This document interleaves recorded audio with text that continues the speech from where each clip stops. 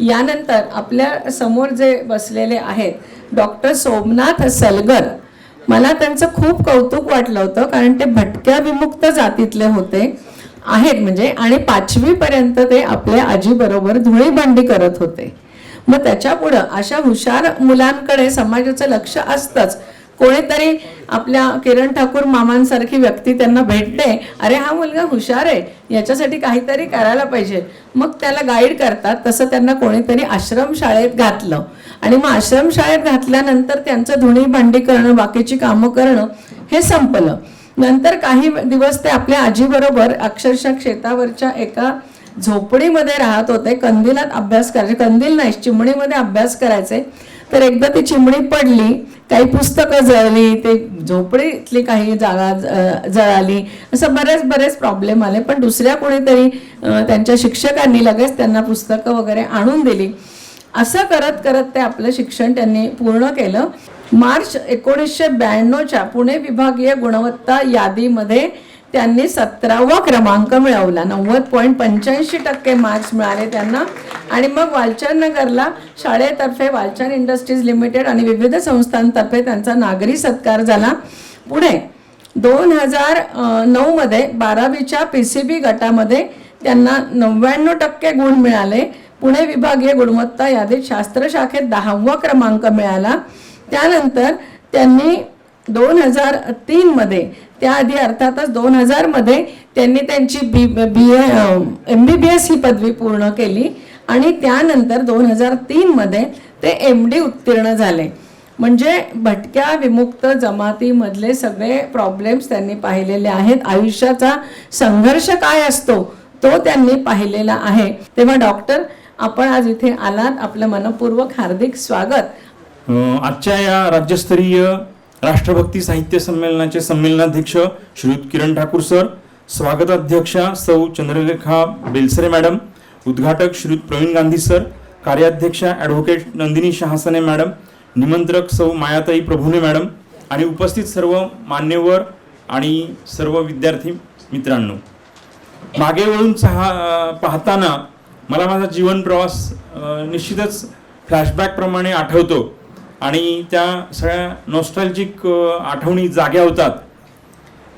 त्याच वेळी मला ही डॉक्टर होण्याची प्रेरणा कशी मिळाली आणि कुठून मिळाली हा नेहमी प्रश्न विचारला जातो. तर माझे आजोबा हे श्वसन संस्थेच्या विकारामुळे, माझे वडील 6 वर्षांचे असतानाच त्यांचं निधन झालं. हे मला माझ्या आजीकडून जेव्हा कळलं तेव्हा असं मला वाटलं की आपल्याला जर असे, म्हणजे माझं त्यावेळी कुटुंब होत्याचं नव्हतं झालं आणि एकदम उघड्यावर पडलं. म्हणजे त्यावेळी माझे वडील, नंतर आजी यांनी अतिशय दुःख सहन केलं. म्हणून मला असं वाटलं की आपण डॉक्टर व्हावं आणि समाजामध्ये ही जी काही दुःख आहेत, जगण्यामधली जी काही वेदना आहे, व्याधी आहे, ती दूर करून आपण एक चांगलं समाजकार्य करावं. 1994 मध्ये बैजी शासकीय वैद्यकीय महाविद्यालयात मी प्रथम वर्षाला प्रवेश घेतला. सुरुवातीला ते सगळं कॉन्व्हेंटचं वातावरण, घरापासून दूर आणि त्याचबरोबर सगळं नवीन शिकणं, म्हणजे ज्याच्यामध्ये मेडिकल जार्गन आपण म्हणतो, संज्ञा सगळ्या वेगवेगळ्या, याच्यामुळे मला थोडासा न्यूनगंड वाटला. पण त्याचवेळी मी मनामध्ये स्वतःहून प्रेरणा जागी केली आणि ती ज्ञानज्योत तेवत ठेवली आणि म्हटलं की नाही, किती जरी अडचणी आल्या तरी मला डॉक्टर व्हायचं आहे. आणि ते रोज स्वप्न मी पाहत होतो.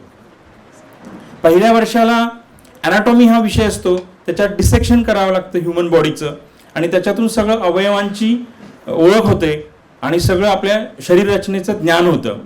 त्याचबरोबर फिजिओलॉजी, शरीर क्रियाशास्त्र हा एक विषय असतो.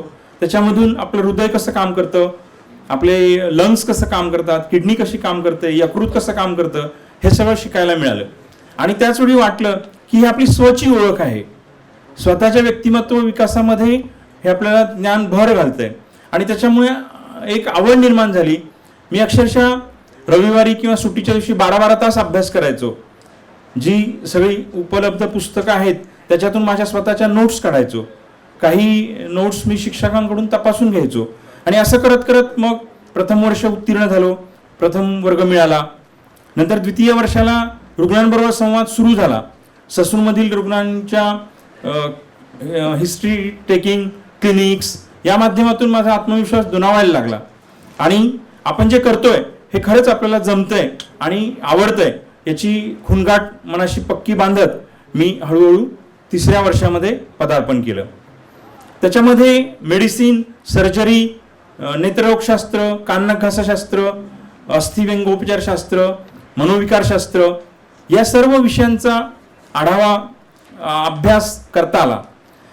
इंटर्नशिपमध्ये आम्हाला एक हिप्पोक्रेटिक ओथ असते. हिप्पोक्रेटस हा एक ग्रीक फादर ऑफ मेडिसिन असे फिजिशियन होते. तर त्यांनी ती ओथ सर्वप्रथम तयार केली. तर त्याच्यामध्ये काय आहे तर एक पहिलं प्रिन्सिपल आहे, फर्स्ट डू नो हार्म. म्हणजे रुग्णावर उपचार करताना कुठलीही इजा होईल असे कुठल्याही प्रकारचे उपचार नसतात करायचे. त्याच्यानंतर मग बेनिफिशन्स म्हणजे उपचारामध्ये रुग्णाला फायदा होईल अशाच प्रकारचे उपचार करायचे. म्हणजे जेव्हा द्विधा मनस्थिती होते नातेवाईकांची की सर्जरी करायची का मेडिसिन्सद्वारे आपण उपचार घ्यायचे, अशा वेळी हे कॉस्ट बेनिफिट रेशो हे आपण आता ज्याला सध्या सेकंड ओपिनियन म्हणतो किंवा एक्सपर्ट ओपिनियन म्हणतो त्या प्रकारे ते पाहिलं जातं. आपल्याकडे चरक संहिता पण आहे, त्याच्यामध्येही हे सगळे तत्व आहेत. मग माझी 2000 मध्ये इंटर्नशिप संपली. मी डॉक्टर म्हणून माझ्या नावापाठीमागे डॉक्टर सोमनाथ सलगर असं लागलं. मला खूप छान वाटलं मनातून आतून की मी केलेल्या या 5.5 वर्षांच्या तपस्येचं फळ मला मिळालं. आणि त्यानंतर मग मी स्वरूपवर्धिनीचे संस्थापक माननीय श्री किशाभाऊ पटवर्धन सर हे माझे हितचिंतक होते. त्यांना नेहमी भेटायचो. मग ते एकदा मला म्हटलं की पुढं काय करणार आहेस, तर मी म्हटलं की तुम्हीच मार्गदर्शन करा, त्या पद्धतीने मी माझ्या आयुष्याची दिशा ठरवेन. तेव्हा ते म्हटले की वैयक्तिक प्रॅक्टिसऐवजी उद्याचे धन्वंतरी घडविण्यासाठी जर तू समाज ऋण म्हणून प्राध्यापकी स्वीकारली तर त्याचा निश्चितच अधिक डॉक्टरांना फायदा होईल. आणि ती गुरुदक्षिणा स्वीकारून मी त्यावेळी MD बायोकेमिस्ट्रीला प्रवेश घेतला आणि 3 वर्षामध्ये सर्व अभ्यासक्रम पूर्ण करून संशोधन त्याचबरोबर रक्त तपासण्यांचं काम अशा प्रकारे मी माझं MD बायोकेमिस्ट्री पूर्ण केलं. त्यानंतर आता सध्या म्हणजे मला एवढंच म्हणायचं आहे की वैद्यकीय पेशाविषयी डॉक्टरांविषयी खूप गैरसमज आहेत. मी सगळ्या गैरसमजांना काही उत्तर देऊ शकणार नाही, पण अगदी पूर्वापार डॉक्टर तुम्ही माझ्या नातेवाईकांचे प्राण वाचवले, तुम्ही देवासारखे आहात, देवासारखे धावून आलात, अशी एक आपल्या समाजाची धारणा होती. नंतर डॉक्टर हा फॅमिली डॉक्टर किंवा फॅमिली मेंबर म्हणून अशी हळूहळू एक संकल्पना पुढे आली. मग सध्या काय होतंय तर वैद्यकीय पेशाला एक थोडंसं म्हणजे टीका होते. काही वेळा रुग्णांच्या नातेवाईकांकडून क्लिनिक हॉस्पिटलची तोडफोड होते, डॉक्टरांवर हल्ला केला जातो आणि सध्या कन्झ्युमर प्रोटेक्शन ॲक्ट पण लागू झालेला आहे. याच्यामध्ये डॉक्टर हा एक विक्रेत्याप्रमाणे किंवा व्यापाऱ्याप्रमाणे त्याच्यामध्ये गणला गेलेला आहे. तर मला असं म्हणायचं आहे की सध्या त्याच्यावरही काही उपाय केले गेलेले आहेत. पारंपरिक शिक्षण प्रणालीऐवजी कौशल्याधारित वैद्यकीय शिक्षण ज्याला कॉम्पिटन्सी बेस्ड मेडिकल एज्युकेशन हे उत्तर आहे ते चालू केलेलं आहे. वैद्यकीय विषयामध्ये कुठल्याही आजाराचं अचूक निदान करणारं यंत्र तंत्र वैद्यक क्षेत्रात उपलब्ध नाही, तर हे तर्कबुद्धी ज्याला आपण ट्रायल अँड एरर म्हणतो किंवा अथक परिश्रम याच्या जोरावर रोगाचं निदान होतं. त्यामुळे या डॉक्टरांना लोकांनी किंवा समाजाने देवही समजू नये आणि दानवही समजू नये, फक्त एक आपला हितचिंतक समजावं असं माझं आवाहन आहे. आता सध्याच्या या कृत्रिम बुद्धिमत्तेच्या आर्टिफिशियल इंटेलिजन्सच्या किंवा चॅट जीपीटीच्या युगामध्ये हा मानवी स्पर्श किंवा डॉक्टरचा हातगुण हा सगळ्यात महत्त्वाचा ठरणार आहे.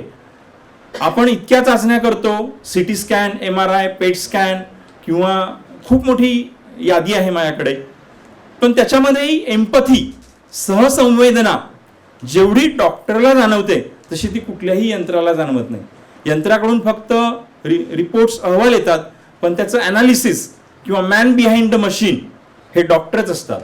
त्याच्यामुळं मला असं मनापासून वाटतं की आपण सर्वांनी आपला जो दृष्टिकोन आहे तो थोडासा योग्य करण्याची किंवा रॅशनल करण्याची, विवेकवादी करण्याची किंवा तर्क बुद्धीला पटणारी, बुद्धीला स्मरून अशी ही प्रतिमा वैद्यकीय विषयाची किंवा एकूणच कुठल्याही संस्थेची करावी असं माझं नम्र निवेदन आहे.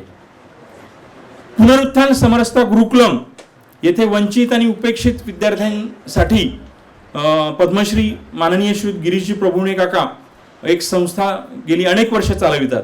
त्या संस्थेतही मी माझ्या सवडीने रविवारी किंवा सुट्टीच्या दिवशी एक स्वयंसेवक म्हणून जात असतो. माझं हे कौतुक झालेलं पाहून माझ्या भावाला आणि माझ्या बहिणीलाही घरात प्रेरणा मिळाली. भाऊ माझा सध्या फिजिओथेरपिस्ट म्हणून नोकरी करतो आणि माझी बहीण शिक्षिका आहे.